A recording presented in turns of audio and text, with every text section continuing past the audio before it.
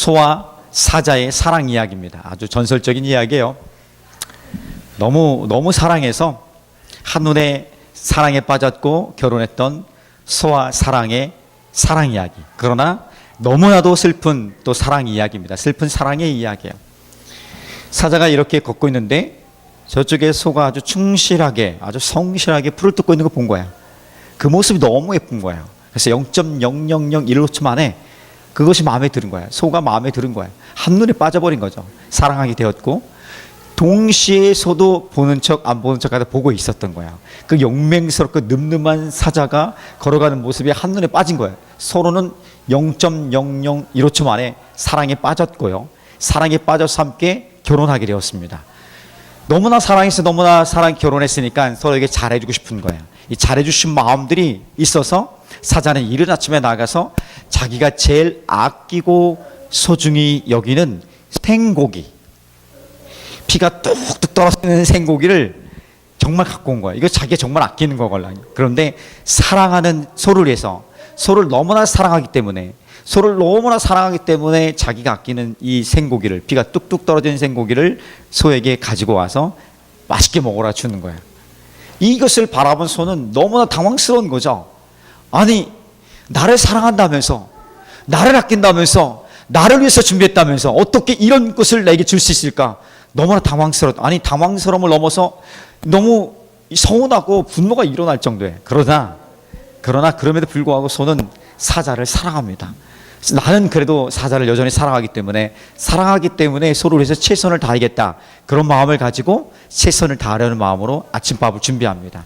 소 역시 자기가 최고로 아끼고 소중하게 여기는 아주 신선한 풀, 이슬이 맺혀있는 신선한 풀을 가지고 정성껏 아침밥을 준비해서 이 사자에게 내밉니다. 사자는 이 신선한 풀을 보고 너무 또 당황스러운 거예요. 너무 당황스럽고 너무 황당하고, 아니 어쩜 이럴 수가 있을까 하는 서운한 마음이 드는 거예요. 근데 말은 하지 못하고 표현하지 못하고 마음에 그냥 생각만 합니다. 아니, 나는 자기를 위해서 아침 일찍 피가 뚝뚝 떨어지는 생고기를 최선을 다해 준비했는데 어떻게 나에게 이러할 수 있을까? 나를 사랑하는 사람 많은가? 나를 사랑하는데 어떻게 이렇게 할 수 있을까 하는 정말 그 마음에 어려움이 생긴 거야. 그렇지만 여전히 사랑하기 때문에 그래도 사랑해서 말할 수가 없었던 거야. 서로 말하지 못한 채 하루 이틀 갑니다.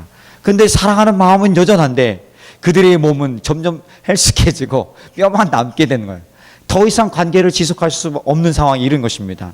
관계를 지속할 수 없으니까 이 상황이 끝내야 되겠다는 생각이 드는 거예요. 더 이상 가다는 우리는 살아남을 수 없겠구나. 합의해서 헤어지기로 결정합니다. 결정해버린 거죠. 그러면서 마지막 이 소와 사자는 헤어지면서 이런 말을 합니다. 나는 너를 사랑했어. 나는 너에게 최선을 다해서 섬겼어. 최선을 다했어. 이렇게 서로에게 말을 남기면서 헤어집니다. 어떻습니까? 너무나 전설적인 소와 사랑의 이야기예요. 슬픈 사랑의 이야기입니다. 그런데 가만히 보면 우리의 이야기예요. 이 비유적인 표현한 것이지만 우리의 이야기고 하나님과 우리의 이야기도 될 수 있습니다. 소는 사자를 너무 몰랐고요. 사자는 소를 몰랐습니다. 자기에겐 가장 좋은 것이었는데 상대에게는 그렇지 않았던 것을 몰랐던 것이에요. 다르다는 것, 서로가 다른 관점을 갖고 사랑을 느끼는 고도도 다를 수 있다는 것, 틀린 것이 아님에도 불구하고 틀린 것을 바라본 것이에요. 그러다 보니까 점점 멀리 가고요. 대화도 끊기고 사랑하는 마음은 여전한 것 같은데 실망과 분노와 서러움들은 같이 쌓여져 가고 소통되지 않습니다. 이것은 부모와 자녀 안에서도 일어날 수 있는 거예요. 남자가 여자를 모르고요. 여자가 남자를 모릅니다. 정말 사랑하고 소중히 여김에도 불구하고 잘 모르는 것이 많다는 거예요. 아니, 아는데도 모른 척 할지도 모르겠습니다. 부모와 자녀도 마찬가지입니다. 부모는 자녀를 다 아는 것 같은데 모르는 것이 더 많습니다. 그리고 자녀도 역시 부모에 대해서 잘 이해하지 못합니다. 나와 다르기 때문에 잘 이해하지 못하는 것이죠. 그래서 굉장히 불편한 것이 많습니다. 이것이 더 나아가서 하나님과 하나님의 자녀들 사이에서도 그렇게 일어날 수 있다는 것입니다. 하나님과 우리는 마음이 다를 수 있습니다. 하나님의 생각과 우리 생각은 다릅니다. 사실 처음부터 하나님의 생각과 우리 생각은 달랐습니다. 그래서 하나님의 생각에 대해서 우리가 잘 이해하지 못할 때가 많습니다. 그러다 보니까 우리의 간절한 소망이 있고 또 우리 상황이 특별히 위기 상황이 있으면 이것을 해결해 달라고 하나님께 간절히 구합니다. 그런데 하나님은 내가 구하고 간구한 것과 다른 기도의 응답을 주시는 거예요. 아니, 더 어려운 형편에 우리를 몰아넣은 경우도 있습니다. 어떻게 이것을 이해할 수 있을까? 나와 하나님은 다르다고 생각하지만, 내가 하나님을 다 이해할 수 있거나 다 아는 것은 아니라 하지만 어쩜 하나님 이럴 수 있을까? 분노하고 원망도 하기도 합니다. 그러나 분노, 원망은 할 수 있지만, 혹은 절망 가운데 살아갈 수는 있지만 계속해서 그런 상황에 머물러 있을 수는 없습니다. 그 머물러 있으면서 우리가 이루는 것이 아무것도 없고요. 결국 우리가 이것을 딛고 일어나야 되는데, 오늘 이 말씀을 통해서 어떻게 하면 우리가 기도하고 우리가 원하는 것, 우리가 소원하는 것과 다른 어떤 상황들이, 기도의 응답들이 내게 왔을 때 이것을 어떻게 이해할 것인가, 아니 이해는 다 못해도 어떻게 대처하고 반응할 것인가, 그것을 찾아간다면 이해는 못해도, 다 알지 못해도 살아갈 수 있는, 아니 새로운 차원의 삶의 문이 열리고 성장할 수 있는 기회가 우리 가운데 오게 될 줄 믿습니다. 자, 그렇다면 먼저 두 가지 메시지를 함께 나눌 것인데, 첫 번째 메시지는 위기 상황 가운데 우리가 어떻게 될 것인가 먼저 할 것이 있습니다. 위기 상황을 전제로 합니다. 어려운 상황을 전제로 합니다. 힘겨운 상황을 전제로 합니다. 그때 우리가 할 수 있는 첫 번째는 뭐냐면 간절히 기도하는 것입니다. 우리가 원하는 소원을 가지고 간절히 기도하는 거예요. 위기 상황 가운데 우리가 먼저 해야 될 부분이 있다면 간절히 기도하는 거예요. 따라해 봅시다. 위기 상황 가운데서 우리는 간절히 기도합니다. 간절히 기도한다는 것이 그냥 간절히 기도하면 안 되고 소원함이 있을 거예요. 내가 이 상황에서 어떻게 되기를 원한다는 소원함이 있어요. 그 소원을 가지고 간절히 기도하는 것이 필요합니다. 여러분 간절히 기도해 봤어요? 죽기까지, 죽을 지경까지 한번 기도해 봤습니까? 그럼 아직 기도한 것이 다 아니잖아요. 그렇죠? 그러니까 아직 우리가 기도해 볼 여백들이 아직도 많이 남아있다는 것을 다 알 수 있어요. 기도하다 안 죽었잖아요. 그러니까 아직 기도할 것이 남은 거예요. 자, 그렇기 때문에 소망이 여전히 있다 봅니다. 오늘 말씀 15절 중반 이후부터 16절을 보면 우리 같이 한번 읽었지만 다시 한번 살펴봅시다. 같이 읽어보겠습니다. 우리아의 아내가, 시작. 우리아의 아내가 다윗에게 낳은 아이를 여호와께서 치심해 심히 앓는지라. 다윗이 그 아이를 위하여 하나님께 간구하되 다윗이 금식하고 안에 들어가서 밤새도록 땅에 엎드렸으니. 지금요, 요 전 단계에 우리가 지난주 말씀을 나눴던 것처럼 다윗이 하나님을 인식하지 못했을 때, 하나님의 임재에 대해서 생각하지 못했을 때에는 자기 죄책감이 없었어요. 다윗의 일생일대 중에서 이런 죄를, 밧세바를 범했을 뿐 아니라 그의 남편 우리아를 죽인, 간접사내지만 자기가 죽인 거랑 마찬가지입니다. 이런 엄청난 범죄를 행했음에도 불구하고 죄에 대해서 죄책감을 갖지 않았어요. 그 갖지 않았던 근본적인 이유가 뭐냐면 하나님에 대한 인식이 없었어요. 하나님에 대한 의식이 없었습니다. 하나님 앞에서 살아갔던 다윗이 하나님을 벗어나 살고 있는 것입니다. 그런데 나단 선지자를 통해서 너가 바로 그 사람이다. 그럴 때 다윗이 다시금 하나님 앞에 섭니다. 하나님을 의식하게 되고, 그때 첫 번째란 고백이 내가 하나님께 죄를 지었습니다. 내가 죄인임을 고백하게 돼요. 다윗이 하나님을 의식하지 못했을 땐 죄책감을 갖지 못했지만 하나님을 의식하는 순간 그는 자신이 죄인인 것을 자각하게 돼요. 그리고 죄의 고백이 있게 됩니다. 하나님은 이 죄의 고백을, 진실한 고백을 용서해 주셨습니다.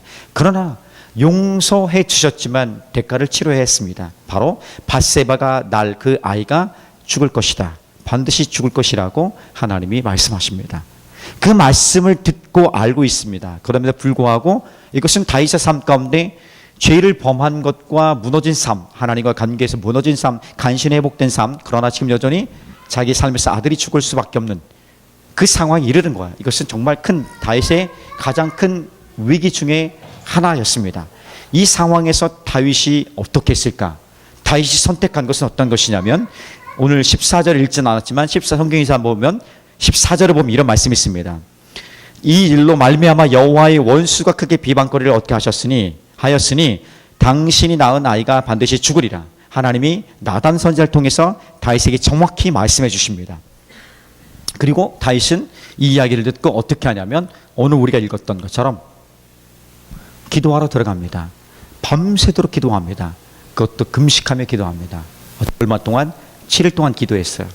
아마도 아이가 7일 만에 죽지 않았다면 더 기도했을지도 모르겠습니다. 밤새도록 금식하며 기도하는 거야. 아니 지금 아이가 죽을 것이라고 하나님으로부터 직접 들은 거예요. 그럼에도 불구하고 지금 다윗은 이 위기 상황 가운데 자기 소원함을, 하나님 이 아이를 살려주십시오, 살려주십시오 하고 금식하며 기도하는 거예요. 성경에 금식하며 밤새우며 옷을 찢으며 제 옷을 입고, 아니 베옷을 입고 죄를 뒤집었으며, 이런 장면들은요 생명을 건 기도예요. 사실 생명을 다한 기도예요. 내가 기도하다가 죽으면 죽겠습니다.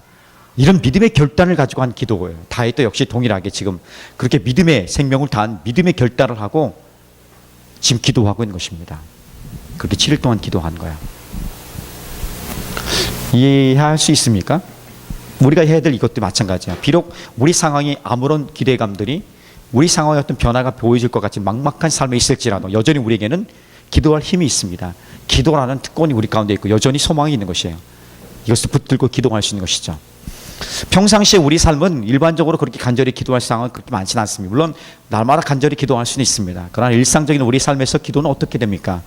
일상적인 삶에서 하나님이 우리 주인 되심을 고백하는 것은 어렵게 생각하면, 꼭 여기 와서 기도해야 된다고 생각하면 어려울 수 있지만, 하나님 우리 가운데 함께하기 원한다는 하나님 아버지의 마음을 잘 이해한다면, 하나님의 마음의 생각들을 잘 읽을 수 있다면 우리가 넉넉히 우리 삶의 자리에서 하나님과 동행할 수 있습니다. 자, 동행한다는 거야. 동행한다는 것은 함께 살아가는 거야. 함께 더불어 살아가는 거야. 여러분, 친구를 만났을 때, 친구와 아주 편안한 상황에 만났을 때는, 편안한 상황에서 아주 자세도 좀 편안하게 갖고 편안한 상황 속에서 막 이렇게 자연스럽게 대화하지 않습니까? 우리 일상적인 뭐 드라마 얘기도 하고 재미있었던 이야기도 하고 과거의 추억도 이야기하고 자기의 소원함과 비전에 대해서 나누기도 합니다. 이런 이야기를 자연스럽게 하는 거예요. 하나님과도 그렇게 대화하는 거예요. 우리 일상의 삶의 자리에서 하나님, 나 오늘 이렇습니다. 내 삶이 이런데 어떻게 지내십니까? 나는 이렇게 지내고 있는데 하나님 괜찮습니까? 나 이거 하고 싶은데 이거 하려고 하는데 하는 괜찮습니까? 나 해볼 거예요. 뭐 일상적으로 우리가 할 수 있는, 친구들 만나서 할 수 있는 대화들 있지 않습니까? 그렇게 대화하는 삶을 살아갈 수 있는 거, 그게 기도죠. 때로는 우리의 삶에서 굉장히 힘겨울 때 있어요. 육체적으로든 마음으로든 너무 지쳐서 살아갈 힘이 없을 때가 있어요. 그때는 어떻게 해야 돼요? 어떻게 기도해야 돼요? 그때 어떻게 기도해요? 간절히, 그때는 더 기도하라고 간절히 기도하라는데 기도할 힘이 없는 거야. 기도할 마음도 생기지 않는 거야. 기도하고 싶은데 기도의 의욕들이, 마음에 동기들이 부여되지 않는 거야. 그 절망 가운데 있을 때 어떻게 해야 돼요? 마치 어린아이가 지쳐서 아무것도 할 수 없을 때 그냥 엄마의 품 안에서 그냥 푹 잠겨서 자고 있는 모습이 있지 않습니까? 세상 그 어떤 근심 걱정 없이 그냥 편안하게 자는 거야. 그 모습대로 하나님 앞에 안기면 되는 거야. 그냥 아무 생각 없이, 모르겠습니다 주님, 그러나 주님 나를 어떻게 해주세요, 나를 좀 안아주세요. 그냥 그 모든 생각들 하지 않고, 생각할 힘도 없잖아요. 뭐 이렇게 간절히 뭔가 부르짖을 힘도 없어요. 그때는 그냥 푹 잠겨서, 그냥 하나님 앞에서 푹 잠겨서 엉엉 울다가 자면 되는 거야. 슬퍼하다 자면 되는 거야. 특별한 말이 필요 없는 거야. 그냥 품 안에 안기면 되는 거죠. 그렇게 기도하면 되는 거야. 때는 우리가 살다 보면 많은 일들을 해야 되는데 여러 일들을 시간을 내오고 또 감당할 능력이 부족해요. 하나님, 능력도 부족하고 이것을 잘하고 싶은데, 아니 꼭 해야 되는데, 이루어야 될 분명한 것이 있는데 하나님은 내게 능력이 없습니다. 그걸 어떻게 해요? 내게 능력 주시는 자에서 뭐든 할 수 있다는 이 말씀을 내가 의지하면서, 하나님, 내가 다시 한번 도전합니다. 하나님, 내 지혜가 부족해요. 지혜를 주세요. 지혜가 부족한데 지혜를 달라고 기도해 본 사람 있어요? 그때 하나님 응답하지 않았다면 하나님이 아니죠. 여러분, 지혜를 달라고 기도하십시오. 하나님은 지혜를 구하는 자들에게 꾸짖지 않으세요. 이 미련한 자의 그것도 몰라, 그것도 그렇게 했어, 이렇게 말씀하지 않습니다. 지혜를 구하는 자들에게 하나님은 그냥 주시지 않고 후해 주십니다. 꾹 눌러서 흘러 넘치도록 주시는 것이, 지혜를 주시는 하나님이 기뻐하시는 모습인 거예요.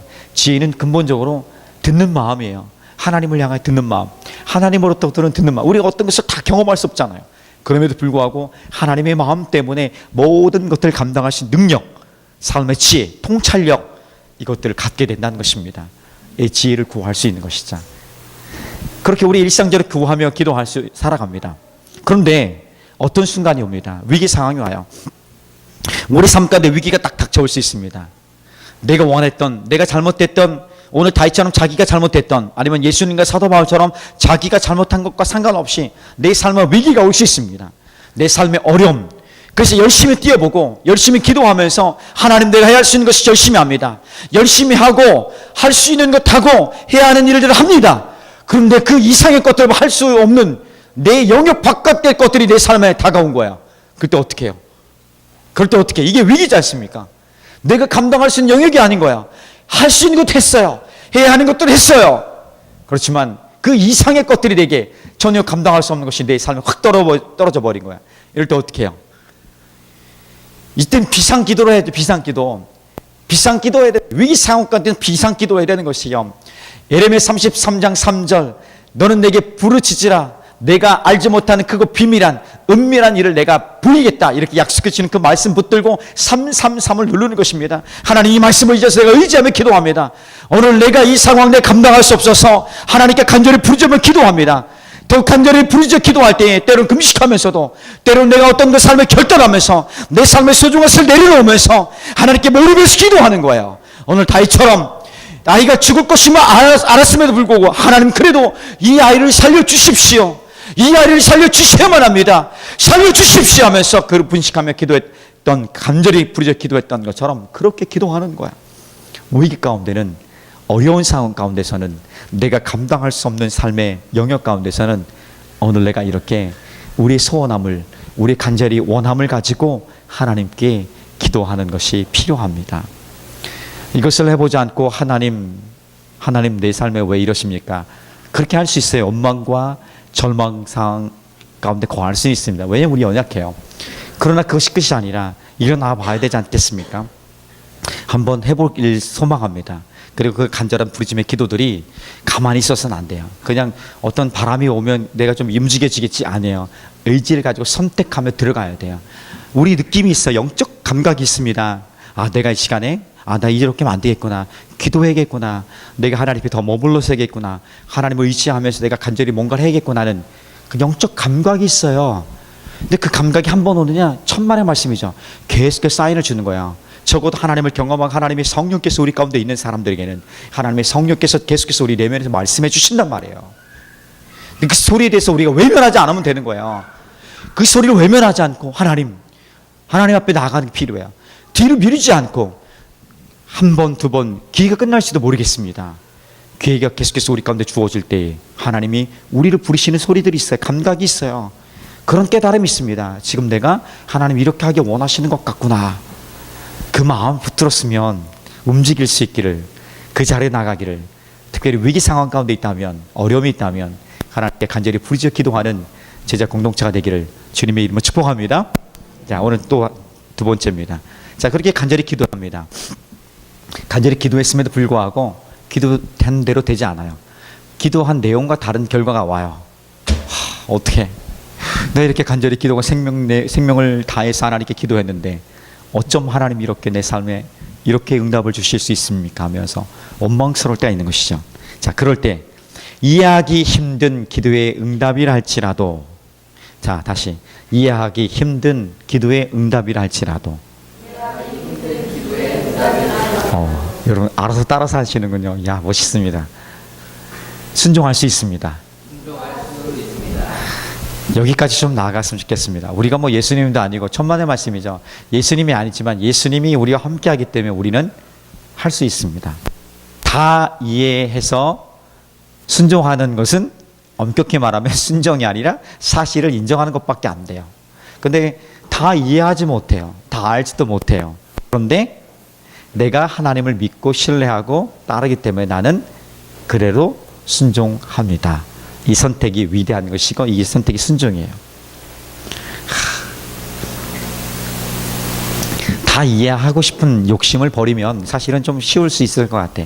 내가 다 이해하고 다 알고 다 내 손 안에 있고 다 내 능력이 그것을 감당할 수 있을 때까지 기다린다면 하나님을 향한 믿음은 자랄 수가 없는 것이죠. 우리가 믿음이 어떻게 생겼는지 그리고 믿음이 어떻게 자란지를 돌아보면, 아니 성경 우리에게서 말씀하신 믿음의 성장을 바라보면 내가 다 이해하고 다 능력이 있어서 다 열심히 잘해서 완벽하게 온전하게 무엇을 해서 믿음이 생기고 자랐더라, 이런 메시지가 없습니다. 늘 부족하고 늘 연약하고 늘 넘어지고 불순종의 연속의 모습이 있지만 그럼에도 불구하고 그것을 깨닫고 그러면서 어느 순간에 믿음이 생기고 그 믿음 때문에 다 이해할 수 없지만 다 할 수는 없지만 그래도 내가 주님을 따라서 한번 가보겠습니다는 약간의 용기 있는 선택을 하게 되는 그런 약간의 용기 있는 선택을 통해서 조금 더 용기가 쌓아지고 결국 그 용기가 모아지니까 위대한 믿음의 순종으로 나타나게 되는 것이에요. 그 여정을 우리가 함께 걸어가고 싶습니다. 자, 18절 한번 볼까요? 18절의 앞부분에 이런 말씀이 있습니다. 이래 만에 그 아이가 죽으니라. 7일 만에 아기가 죽은 거예요. 다윗이 그렇게 열정적으로 금식하며 부르짖어 기도했는데 7일 만에 아이가 죽었습니다. 우리가 간절히 기도하고 부르짖은 내용들이 위기 가운데 하나님 나를 돌보시고 붙드실 것을 믿으면서 기도한 내용들이 있는데 그 기도의 내용과 전혀 상관없는, 아니 기도의 내용과 다른 결과가 내게 주어집니다. 어떻게 하겠습니까? 당황스럽죠. 원망할 수 있습니다. 불편할 수 있어요. 절망할 수도 있습니다. 때로는 하나님 앞에 항의할 수도 있습니다. 하나님 그럴 수 있습니까? 하면서 하나님 도대체 왜 나에게 이렇게 이런 시련을 주십니까? 이런 아픔을 주십니까? 하면서 항의할 수도 있습니다. 그런데 성경을 보니까 꼭 그런 것만 아니더라고요. 성경을 보니까 우리의 삶의 모델들을 보면, 믿음의 사람들을 보면 우리가 이런 상황에서 무엇을 선택하고 가야 할 것인지에 대해서 보여주는 모델들이 있습니다. 그 중에 하나가 오늘 대표적으로 다윗의 기도가 그랬던 것입니다. 오늘 사무엘하 12장 20절 말씀을 같이 읽어볼까요? 12장 20절 말씀. 자, 시작. 다윗이 땅에서 일어나 몸을 씻고 기름을 바르고 의복을 갈아입고 여호와의 전에 들어가서 경배하고 왕궁으로 돌아와 명령하여 음식을 차리게 하고 먹은지라. 네, 신하들도 의아했습니다. 지금 우리가 봐도 그래요.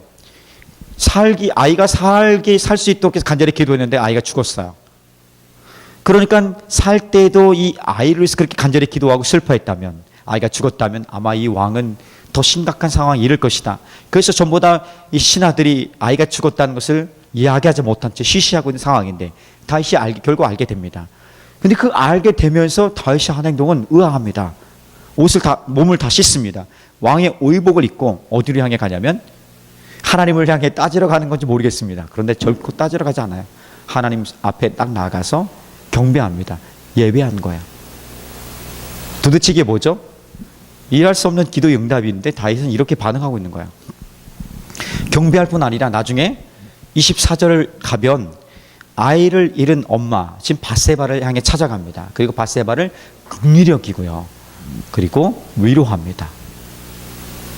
해야 할 일들을 하게 되죠. 그리고 일상으로 돌아오게 돼요. 마치 아무런 일들이 없었던 것처럼 다시 일상을 살아갑니다. 어쩜 이런 일이 있을 수 있을까? 성경을 보면요, 이와 같은 일들이 있습니다. 예수님께서 십자가에 달려 돌아가시기 전에 예수님은 겟세마네 동산에 올라가서 기도합니다. 겟세마네라는 곳에 올라가서 기도하는데 그의 기도의 내용은 3번 연속적으로 이루어집니다. 하나님, 할 수만 있거든 이 잔을 내게서 옮겨주십시오. 이런 기도한 거예요. 이거 뭐냐면, 이 잔이 뭐냐면 내가 십자가에 죽는 길이 아니면 좋겠습니다. 십자가의 일이 아니면 좋겠습니다. 이 길이 아닌 거 없습니까? 딴 길이 없습니까? 하고 3번이나 기도한 거야. 3번이나 기도했다는 건요, 그만큼 간절하고 큰 고통이 있었던 거야. 그런데 그때마다 마지막 결론은 뭡니까?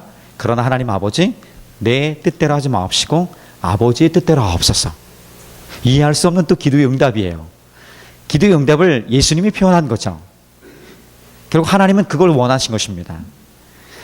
사도 바울도 마찬가지입니다. 고린도서 12장 가면 그의 몸에 육체의 가시가 있다고 얘기합니다. 육체의 가시는 뭐냐면 가시질한 게 아니라, 가시가 우리 몸에 박히면 얼마나 아픕니까? 그것처럼 자기 몸의 질병 때문에 너무 고통스러운 것이 있다는 거야. 학자들 따라서 몇 명이 다릅니다. 어떤 사람은 간질이다, 아니면 이 눈에 대한 질병이다, 몇 가지 설이 있지만 정확히 성경은 얘기하지 않습니다.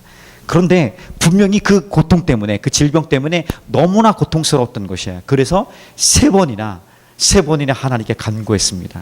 너무 고통스러워서 살아가기 힘들고, 너무 고통스러워서 복음은 전하기커녕 이것 때문에 시름시름 앓다가 하루하루를 지낼 수밖에 없습니다. 주님, 이 고통을 좀, 육체를 치료해 주십시오.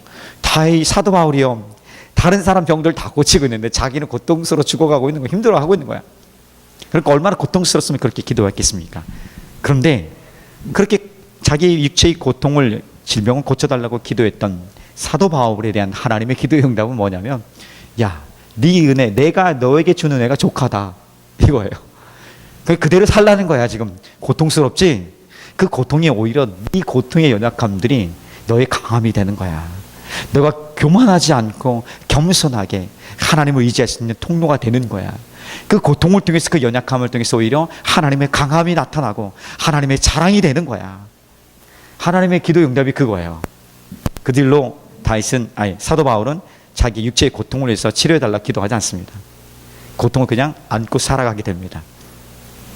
이해할 수 있습니까? 하나님 어쩜 그럴 수 있어요, 그죠? 적어도 아프지, 힘들지?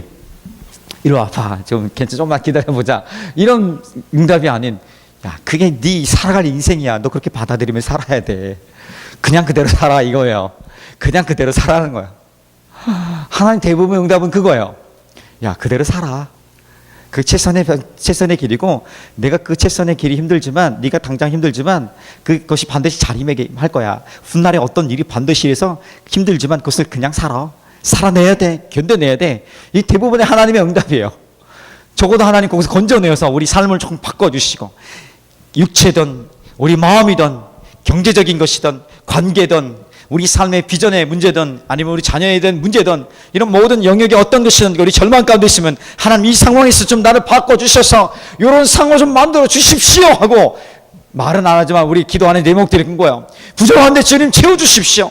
아픈데 고쳐주십시오. 불편한데 편하게 해주십시오.